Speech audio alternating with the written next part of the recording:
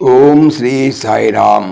1969 సంవత్సరం డిసెంబర్ నెల సనాతన సారథిలో చార్లెస్ పెన్ గారి రచన నిరాకార సాకార జనన మరణముల గుణపాఠము. సాయిరామ్. నీవు వేడుక చేయుతున్నది నా పుట్టుపండుగ కాదు, అది నీదేనని బాబావారు నాకు 1 సంవత్సరం క్రితం బోధించడం జ్ఞప్తికి వస్తున్నది. ధ్యాన సమయమునకు కొద్ది క్షణముల ముందు పుట్టుపండుగల ప్రశ్న నాకు స్ఫురించినది. మనము పుట్టుపండుగలను ఎందుకు వేడుకతో చేస్తాము అని బాబా వారిని ప్రశ్నించినాను. నిఘంటువులో వెలుగుదామని వచ్చింది. మొదట పుట్టుటకు అర్థమును సూచిన పిమ్మట పుట్టిన దినము అని అర్థమును సూచినాను. ఆ తర్వాత గిట్టిన దినమునకు అర్థము సూచినాను. పుట్టుటకు ఒక అర్థము, ఆవిర్భవించుట, పుట్టిన దినమునకు అర్థము, ఒకదాని మొదటి దినము. మంచి పని ఒత్తిడి సమయంలో నేను కుర్చీలో కూర్చొని ఉండగా నా కలము తొందరగా ఈ రీతిని రాయటం గమనించినాను. చార్లెస్, ఆవిర్భవించుటే జననము, ఒక దాని పుట్టిన దినమనగా దాని మొదటి దినము. ఆ ఒకటి ఏది? మానవునికి సంబంధించినంత వరకు పృథ్వీతత్వములో ఏర్పడిన రూపంలో నివసించుటకు అవతరము చేసిన దైవాంశే అది. చార్లెస్, ప్రాపంచిక దృష్ట్యా ఆవిర్భవించిన దినమునకు అనవసర ప్రాముఖ్యత ఇస్తున్నారు, కానీ ప్రయాణ దినమునకు ఏ విధమైన ప్రాధాన్యత చూపుటలేదు. ఆ సమయమున నా దృష్టి మరణదినము, ఆధ్యాత్మిక మరణముల మీదకు మళ్ళినది. అందుకు పూర్వము ధ్యాన సమయమున వాట్లను జన్మదినముతో జతపరిచి కొద్దిగా అవగాహన చేసుకోగలిగాను. ఎవరి మరణదినమున వాడు ఆచరించ వీల్లేదని నాకు గట్టిగా తెలియను, కానీ బాబావారు ఆ కలముతో ఇట్లు రాసినారు. చార్లెస్, గిట్టిన దినమును కూడా వసుముగా జరుపుకో. ఏలనన్నా మరణ దినోత్సవమును జరుపుకోలేని వాడు తన జన్మ దినోత్సవమును జరుపుకోజాలడు. మరణించుట ఒక క్రియని నిఘంటువులో చదవలేదా? మరణించుట ఒక క్రియ, జీవించుట కూడా అదే క్రియ. మానవునకు ఈ రెండింటిలో ఒకటి చేయకుండా రెండవది చేయుట దుస్సాధ్యము.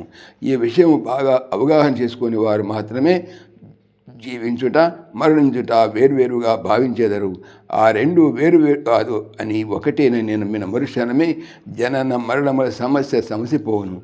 జీవిత ప్రవాహము పుట్టుట గిట్టులకు అతీతమై నిర్విరామముగా కదిలిపోతున్నది. కొద్దిమంది మాత్రమే ఈ సత్యమును విశ్వసించేదరు. అంతిమ కోరికను కోరుకోమనగా ప్రతి ఒక్కరూ కోరేది జీవించనేము అని కాదా? పరమాత్మ కొరకై ఎవడైతే ఎంత ఎక్కువగా జీవించునో వానికి మరణముతో అంత తక్కువ ప్రమేయమే ఉండును. పుట్టుట కానీ గిట్టుట కానీ నిజముగా లేనందువలన భక్తులు జన్మదినోత్సవ వేడుకలను జరుపుటకు కానీ మరణదినమునకు వ్యాకుల పట్టుకు కానీ పాదపద్మయుల సన్నిధిని ఆశించకూడదు. ప్రాముఖ్యమే లేని పుట్టిన దినము గురించి సంతోషించని, గిట్టిన దినమును గురించి దుఃఖించని ఉన్నత స్థాయికి మానవుని చేర్చుంటే నా అవతార ఉద్దేశము.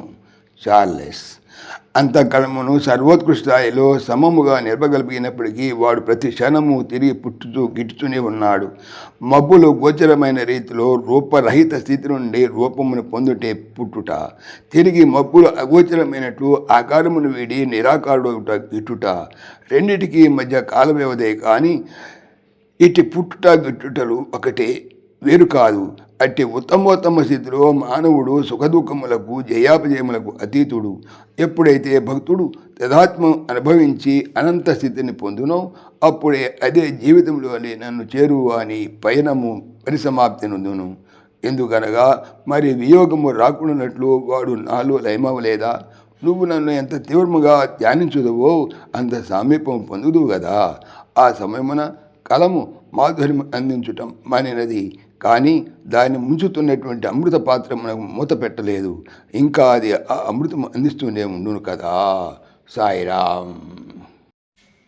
సమస్తలోకాః సుఖినో భవంతు, సమస్తలోకాః సుఖినో భవంతు, సమస్తలోకాః సుఖినో భవంతు.